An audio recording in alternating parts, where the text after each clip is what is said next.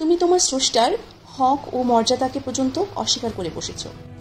ইবলিস যখন দেখল বিশ্বস্রষ্টার নির্দেশের বিরোধিতা, স্বেচ্ছাচারিতা ও আল্লাহ তাআলার সাথে অন্যায় আচরণের অভিযোগে সে মহান প্রতিপালক আল্লাহর করুণা ও রহমত থেকে দূরে চলে যাচ্ছে এবং বেহেশত থেকে চিরবঞ্চিত হয়েছে, তখনও সে তওবা ও লজ্জাবোধের পরিবর্তে মহান আল্লাহর কাছে প্রার্থনা জানালো, কিয়ামত পর্যন্ত আমাকে অবকাশ দিন এবং সেই দিন পর্যন্ত আমার জীবনকাল বর্ধিত করুন।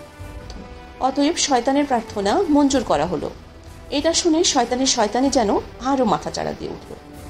সে বলতে লাগলো, যে আদমের কারণে আমার ভাগ্যে এই অপমান ও বঞ্চনা জুটেছে, আমি সেই আদমের সন্তানদের চলার পথ রুদ্ধ করে দেব।